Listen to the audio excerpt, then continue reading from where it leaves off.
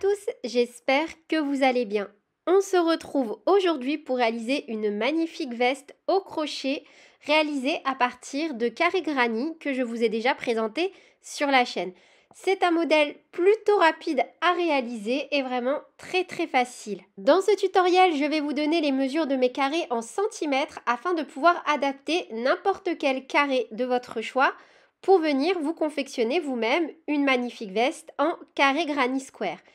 La fiche de réalisation est bien évidemment disponible dans le petit i en haut à droite ou sur mon site internet. Et concernant le matériel, j'ai donc utilisé le fil Suzy de chez Loupation. Je vous laisse faire pause et noter toutes les informations qui vous intéressent pour le matériel ou bien vous rendre directement dans la description de cette vidéo. Si vous réalisez ce modèle, n'hésitez pas à me le partager sur mes différents réseaux sociaux, Instagram, Facebook, TikTok ou encore sur mon site internet. Et on est parti avec la réalisation du tutoriel. Et donc voilà, plus de mystère autour de toutes ces vidéos de carré granny que je vous ai proposées ces derniers temps. Je m'excuse vraiment pour mon nez, je suis en pleine période d'allergie, donc voilà, je vais parler de façon nasale sur plusieurs vidéos et je vous prie donc de m'excuser pour cela. Pour réaliser donc cette veste, on va venir préparer 3 types différents de carré granny. Peu importe la taille que l'on fait, on va réaliser 25 carrés cercles, 25 carrés avec notre motif cœur et 2 demi-carrés. Bien évidemment, vous pouvez changer les motifs et les couleurs. C'est à vous de voir en fonction de vos goûts et de vos envies. Moi, je vous propose seulement un modèle, le modèle que je me crée pour moi. Donc, on va faire 25 carrés granny cercle, 25 carrés granny cercle avec un cœur au milieu et 2 demi-carrés cercles. Donc, vous pouvez retrouver les liens pour ces 3 vidéos directement dans la description de cette vidéo. Ce sont des vidéos que je vous ai proposées récemment sur la chaîne, ainsi que le blocage, car une fois que vous allez avoir réalisé tous vos carrés, il va falloir venir les bloquer pour avoir un joli rendu.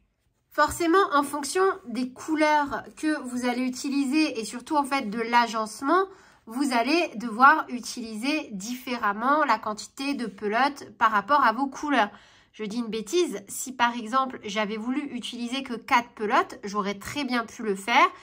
Et là, pour faire mes finitions, j'utiliserai donc ces 3 fils qui me restent et j'aurai largement assez pour faire mon ouvrage en entier.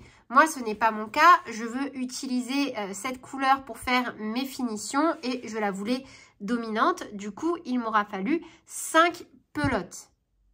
Si vous souhaitez donc réaliser le même jeu de couleurs que moi ou changer les couleurs mais réaliser le même enchaînement au niveau des changements de couleurs, je vous recommande pour les tailles XS à S 5 pelotes, dont 2 dans la couleur dominante, ML 6 pelotes, XL 2XL 7 pelotes, 3XL 4XL 8 pelotes, 5XL 6XL 9 pelotes. C'est vraiment assez aléatoire finalement ce que je vous dis, parce que si vous ne faites pas comme moi au niveau des couleurs, vous allez devoir vous réadapter. Après voilà, ça vous donne quand même une idée approximative du nombre de pelotes que vous allez devoir mettre dans votre ouvrage. Parce que bien évidemment, si vous faites cet ouvrage, je dis une bêtise, seulement avec 2 couleurs, par exemple, pour une taille XS à S, j'aurais utilisé donc seulement 4 pelotes. Du coup, je vais encore me servir de ma fiche de réalisation comme support. Je trouve ça beaucoup plus facile pour moi comme fil conducteur. Et comme vous aussi, vous appréciez dans l'ensemble avoir un visuel également de la fiche au niveau de la vidéo YouTube, moi, ça me va totalement. Donc, vous retrouvez dans les fiches de réalisation les fournitures ainsi que les points employés et les tailles que je vous propose. J'ai également utilisé 3 petits boutons en bois que vous allez pouvoir changer si vous le souhaitez. Et je vous renverrai simplement au niveau de la boutonnière si vous souhaitez faire une boutonnière différente ou l'adapter. Même si dans ce tuto, je vais vous montrer comment réaliser celle-ci.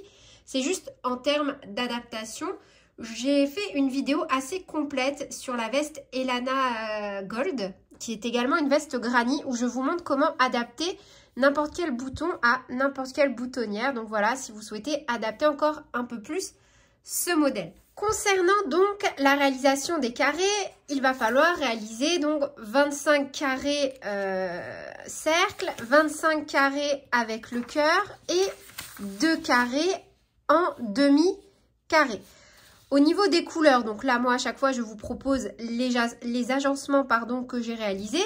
Et en termes des tailles, et c'est cette partie-là qui va nous intéresser sur la fiche de réalisation, ça va être en centimètres. Comme ça, si vous souhaitez adapter ce modèle avec un autre carré, vous allez très bien pouvoir le faire. Ou si je ne sais pas, si vous voulez utiliser un autre fil, un autre crochet, enfin voilà, ou un autre motif, je vais vous donner donc toutes les billes pour pouvoir le faire. Donc moi par exemple, pour les tailles XS à S, j'ai réalisé 5 rangs pour avoir 12,5 cm. À partir de là, j'ai pu facilement réaliser donc les mesures pour les autres tailles. ML, on va aller sur un rang supplémentaire et tomber sur environ 14 cm de largeur. XL, 2XL, 7 rangs pour tomber sur environ 15,5 cm de largeur. 3XL, 4XL, 8 rangs pour tomber sur environ 17 cm de largeur. Et 5XL, 6XL, 9 rangs pour tomber sur environ 18,5 cm. Forcément, pour chacun de vos carrés, je dis une bêtise, si vous faites une taille 6XL, vous allez devoir faire à chaque fois 9 rangs, bien évidemment. Une fois que vous avez réalisé vos carrés, donc je répète pour toutes les tailles, quoi qu'il arrive, pour les carrés cercles et cœur, on va en faire 25 de chaque. Donc 50 plus 2 demi-carrés 1 et 2, donc pour un total de 52 pièces à assembler. Et voilà la façon dont on va venir les agencer. Donc faites bien attention, à partir de la rangée ici, les cœurs doivent être tournés dans l'autre sens afin qu'ils ne soient pas à l'envers après une fois que vous allez les porter. Je rigole, je dis ça, mais c'est parce qu'en fait j'ai failli faire l'erreur, donc je préfère vous l'éviter également. Faites donc bien attention dans le dos à agencer vos cœurs à l'inverse pour qu'ils soient dans le bon sens.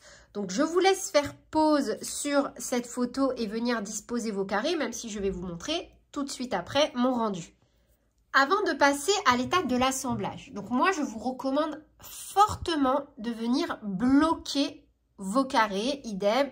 La vidéo est disponible dans la description de ce tutoriel. Je vous ai normalement tout bien détaillé dans la description avec le lien vers chaque tutoriel annexe, ce qui me permet vraiment ici de me focaliser sur la construction de la veste plutôt que sur telle ou telle technique que je vous ai déjà expliqué très en détail. Mais après, n'hésitez pas à me dire en commentaire. Voilà, moi, je suis ouverte à toute critique positive avec plaisir. Maintenant, je vais passer à la réalisation de mes coutures. Et pour ça, je suis venue donc disposer mes pièces au niveau donc de mon sol, tout simplement à plat. Et comme vous pouvez le voir, au-dessus donc de cette ligne de 1, 2, de la troisième rangée, celle qui compte pour le dos, je suis venue donc inverser mes motifs. Mes petits cœurs font face comme ceci et dans le dos comme ceci. Sinon forcément, dans le dos, mes cœurs vont être à l'envers. Donc juste, c'était le petit point particulier à noter. Et maintenant, on va donc venir assembler, conformément à la technique montrée dans la vidéo d'assemblage, nos petits carrés. Donc pour ma part, je vais commencer à assembler donc cette partie-là. Voilà le résultat une fois les carrés assemblés. Maintenant, on va venir assembler notre veste au niveau donc de la manche et du côté. Et on va faire ça des deux côtés. Petit rayon de soleil. Concernant donc la technique pour laquelle j'ai opté pour l'assemblage des carrés de cette veste, j'ai positionné mes carrés endroit sur endroit et je suis venue unir par des mailles coulées en piquant seulement dans les brins externes de mes petits carrés. Donc il s'agit de la vidéo YouTube notée ainsi dans la fiche mais que vous allez retrouver dans la description de cette vidéo encore une fois. Et c'est la première technique que je vous montre, c'est en général celle que j'utilise pour réaliser des vêtements. Une fois qu'on a donc uni nos petits carrés, on va venir unir les côtés de notre veste. Hop, on est sur cette partie. Et pour ça, on va simplement donc faire d'ici à ici ou l'inverse des mailles coulées également en suivant exactement la même technique. Donc voilà, on va positionner notre veste dans cette configuration-là, les endroits face aux endroits. Et de la même façon qu'on a assemblé nos carrés, on va venir assembler comme ceci de chaque côté. Donc voilà, moi j'ai déjà assemblé mes deux côtés. Et petite astuce, donc là on va essayer la veste, on va voir comment elle tombe. Si vous n'aimez vraiment pas le tombé de la veste, même si forcément je vous montrerai le tombé final une fois que moi j'aurai terminé la mienne, sachez que vous avez toujours la possibilité d'unir ici et d'en faire un pull et de travailler un col V pour avoir un joli pull. Je vous dis ça parce qu'en fait à la base, quand j'ai créé ce modèle, je ne savais vraiment pas si je voulais un pull ou une veste. C'est vraiment à la fin que je me suis décidée. Donc voilà, ça reste une option envisageable d'unir ici et de créer un pull. Donc pas de boutonnière, travaillez si vous le souhaitez les bords et le col. Pour ma part, je vais donc déjà venir me rattacher ici au niveau de l'angle, repartir sur tout un tour pour harmoniser ma structure et une fois ce rang d'harmonisation terminé, partir sur la boutonnière. Ensuite, on va passer à la réalisation de la boutonnière, mais ça, on va le faire ensemble donc en vidéo juste après. On va se repositionner au niveau d'un bord ici et déjà venir harmoniser toute cette partie-là pour préparer la partie en côte. Pour ça, c'est super facile. On va simplement faire une maille serrée dans chaque maille du rang précédent qui se présente à nous. Lorsqu'on sera au niveau de la maille en l'air ici, dans l'angle, on viendra faire une demi-bride. On piquera pile au milieu ici dans l'union et on fera une bride, maille en l'air, une demi-bride et on reprendra avec des mailles serrées. Pourquoi est-ce qu'on fait ça? C'est simplement pour éviter d'avoir un creux ici, vous voyez, et en fait garder cette forme-là. En procédant de la sorte, on va avoir une bordure droite qui va donc être une préparation pour la partie en côte. Donc, on est reparti sur la face en droit. Donc, je viens rattacher mon fil, toujours avec mon crochet taille numéro 3. Donc, au niveau de l'angle. Et là, cette fois-ci, je vais piquer. Donc, hop, vous voyez, toujours, il y a les deux mailles en l'air. Je pique dans la deuxième. Mais bon, après, vraiment, si vous souhaitez avoir un détail complet des coutures, j'ai fait une vidéo très, très explicative sur le sujet qui est disponible dans la description de cette vidéo. Et donc là, hop, une fois qu'on a rattaché notre fil, une maille en l'air. Dans la même maille, on vient faire une maille serrée et on va déjà faire donc une maille serrée dans chaque maille en mettant, pardon, un petit marqueur sur la première maille. Donc, hop. Et moi, personnellement, je vais venir piquer seulement dans les bras arrière. Vous voyez, comme ceci.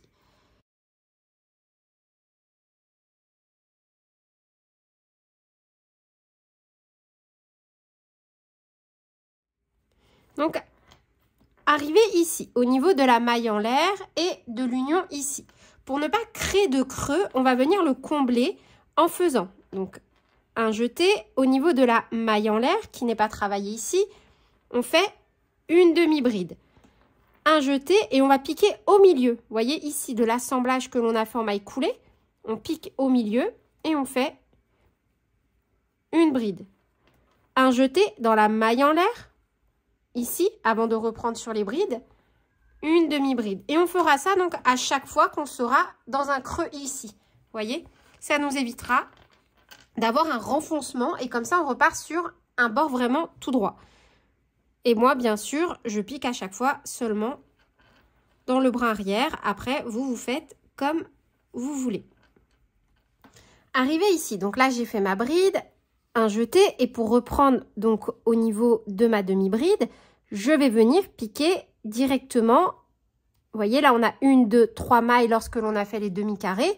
Je viens piquer dans la première maille de ce demi-carré et je fais ma bride. Ensuite, pour le reste, on va travailler sur donc toute cette partie-là en piquant directement dans les brides. Donc, dans chaque bride, on pique et on fait une maille serrée dans chaque bride. On vient vraiment piquer dans la bride, vous voyez.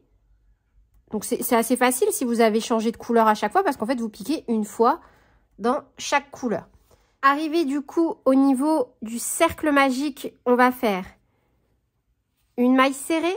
Au même endroit, on fait une deuxième maille serrée et idem de l'autre côté. Vous voyez, c'est le seul endroit où on fait donc 2 mailles serrées.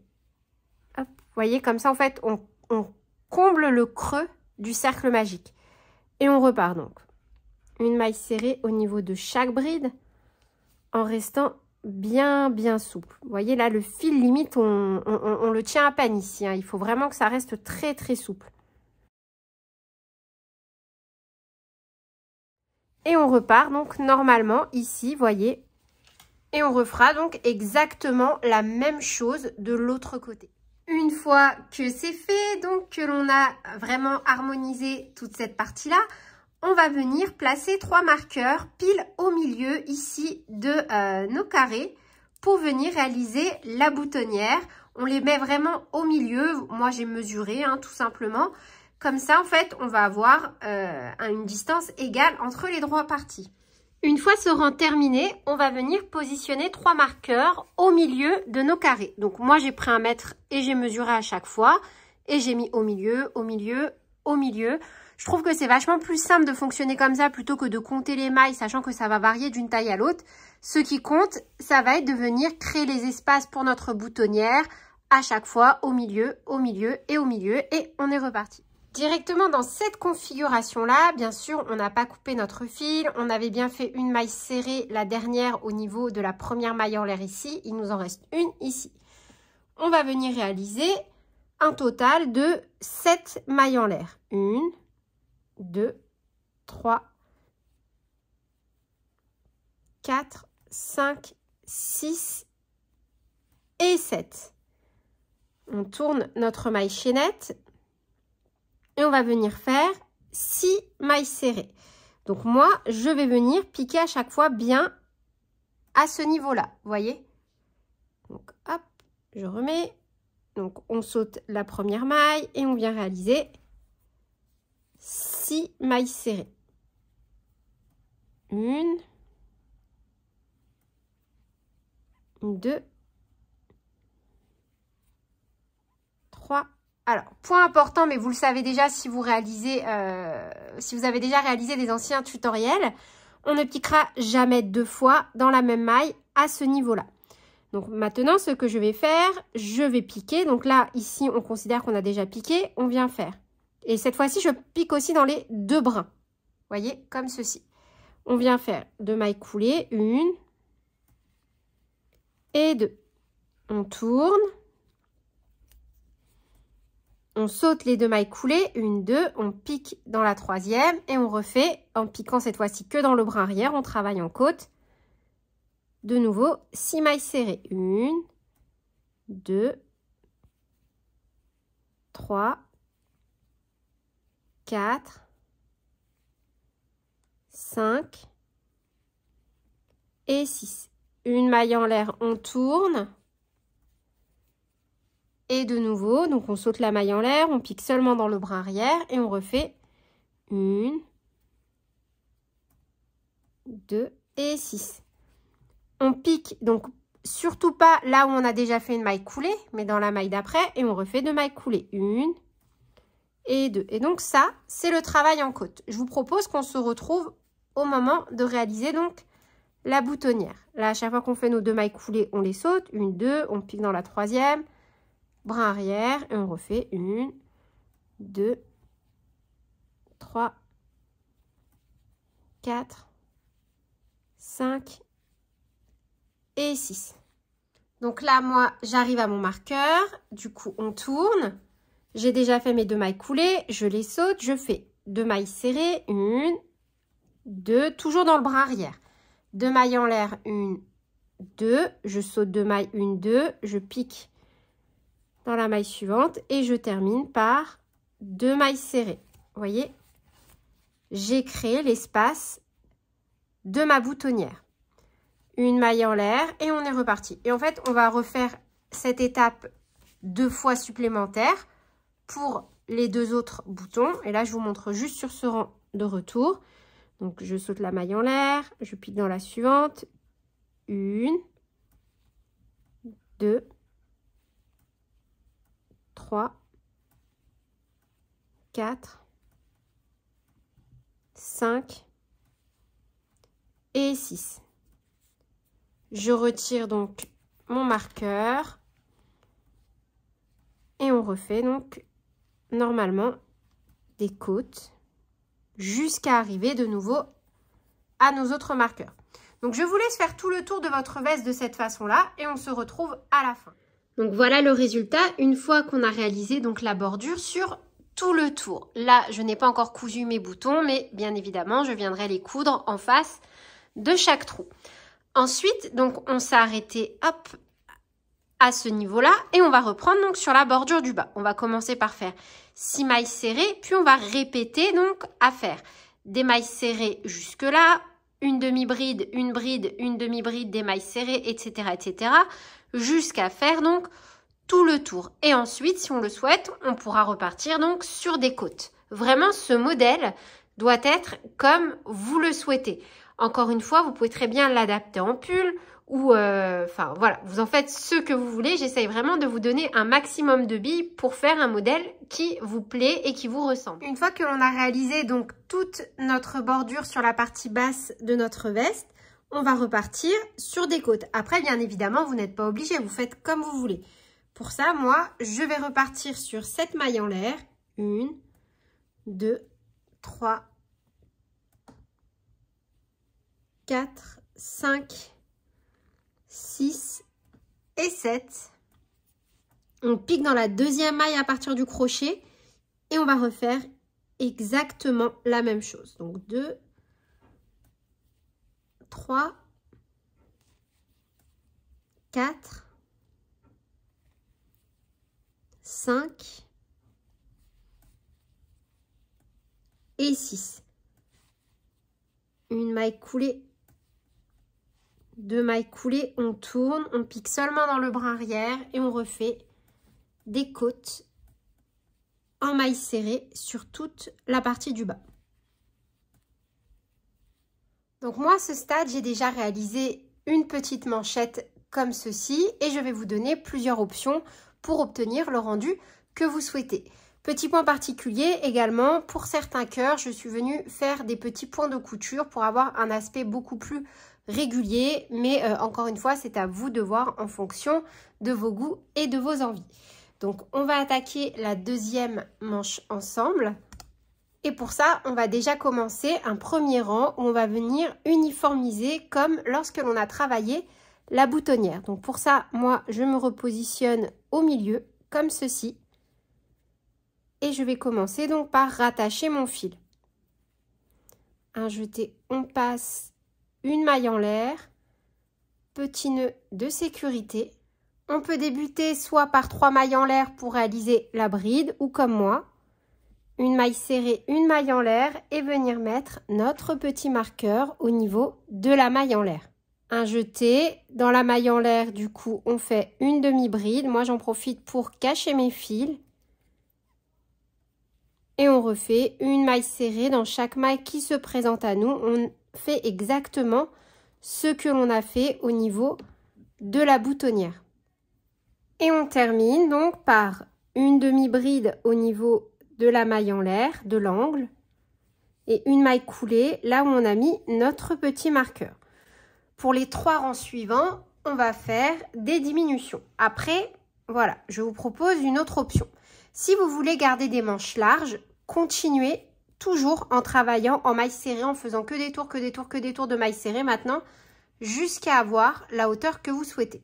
Moi, ce n'est pas ce que je vais faire. Je vais d'abord rétrécir mon ouvrage, puis réaliser des côtes. Donc, si vous souhaitez faire le même modèle que moi, les 3 rangs suivants, on commence par une maille en l'air, au même endroit où on a notre marqueur, on vient faire une maille serrée et on remet notre petit marqueur sur cette maille serrée. Donc, on a fait une maille serrée, 2 mailles serrées et on va faire une diminution invisible. C'est-à-dire qu'on va piquer seulement dans le brin avant et non dans les 2 brins. Donc, on pique un jeté, on ramène, pique dans la maille suivante, un jeté, on ramène. On a 3 boucles, un jeté, on passe à travers les 3 boucles. Et on répète cette séquence jusqu'à la fin. Une maille serrée, 2 mailles serrées et on fait une diminution invisible. Donc, on pique dans le brin avant un jeté, on ramène. On pique dans la maille suivante, que dans le brin avant, un jeté, on ramène. 3 boucles, une maille en l'air, on passe à travers toutes les boucles, vous voyez. Et on va faire ça donc sur tout le tour jusqu'à arriver de nouveau à notre petit marqueur. Donc je répète encore une fois, une maille serrée, 2 mailles serrées, une diminution en maille serrée invisible. Donc là voilà, une fois nos 3 rangs terminés, on repart sur le même principe que la boutonnière en travail en côte. Donc pour ma part, je fais 13 mailles en l'air, 1, 2, 3, 4, 5, 6, 7, 8, 9, 10, 11, 12 et 13. On saute la première maille, on revient avec 12 mailles serrées, 1 et 12. Donc je ne fais pas ma première maille coulée là où on a le marqueur, mais bien dans la suivante. Une maille coulée, dans la maille suivante, une maille coulée, on saute les 2 mailles coulées et on fait des rangs en côte de 12 mailles serrées. Et on fait ça sur tout le tour et on se retrouve juste après. Une fois que l'on a donc terminé de travailler en côte, on va venir unir. Pour ça, on va faire, donc pour ma part, 12 mailles coulées vu que je travaillais 12 mailles serrées. Donc là, sans faire de mailles en l'air, je pique dans les 2 brins de ce côté et de l'autre côté, je pique seulement dans le brin arrière. Et je viens réaliser 12 mailles coulées. 1, 2, et restez très très souple sur vos mailles coulées. 3, 4, 7. Hop, et vous voyez, comme ça on a une jolie finition. Donc, une fois terminé, on fait une maille en l'air, on coupe notre fil et on n'aura plus qu'à venir le dissimuler. Une fois que l'on remet donc notre petite manchette sur l'endroit, donc, alors je cherche où est-ce qu'on a uni, ici. Donc voilà, c'est ici qu'on a notre rang de mailles coulées, vous voyez, on a vraiment de très très jolies finitions. Et voilà, c'est tout pour cette vidéo. J'espère qu'elle vous aura plu. Sur ce, je vous fais d'énormes bisous, prenez bien soin de vous et à très bientôt pour de nouveaux tutoriels. Salut!